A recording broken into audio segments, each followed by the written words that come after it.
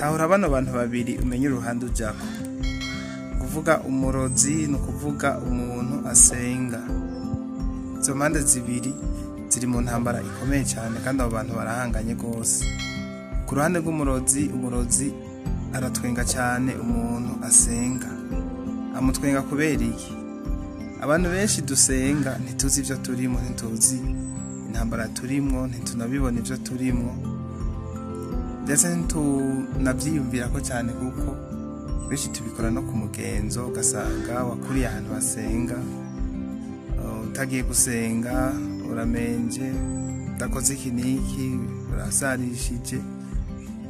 Ariko ikintu gikuru hari kubanza gutahura ndiko nkora iki, ndiko nkorera nde, ndi mu biki.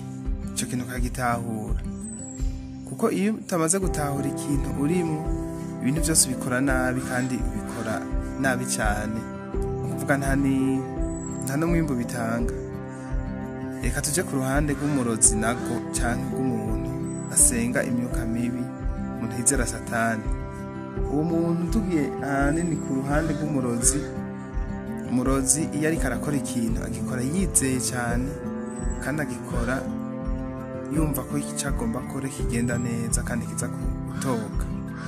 Ni ukuvuga umurozi nta kintu azokora abonamo esheki, kandi nta kintu azokora abona ko yohava akosha kuwo ayoboka.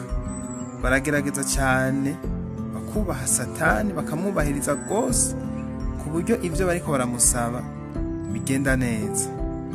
Ariko tugiye turiko turasenga tugasengana ibyaha, tugasenga twacumuye, tugasenga twakoze ibitameze neza, ariko kubera Imana ari nyembabazi iraraba nyene igashitsa ikabigenza uko ibibona.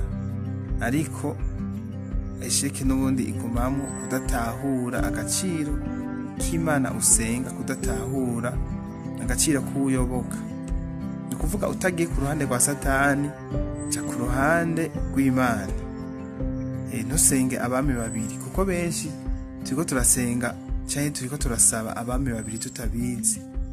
Ugasanga Imana urayizeye muri ibi ubona canke ibi ubona inzira, ariko mu bintu utabona inzira ugasanga uciye uja mu bapfumu canke uciye uja gusenga ibigirwamana. Rero twikebuke, tumenye ico turimwo, tumenye umukino turimwo uwo ari wo. Usenga Satani, senga Satani. Usenga Imana, senga Imana. Murakoze cyane, mwibuke kugira subscribe kuri Ijokri TV. Murakoze cyane.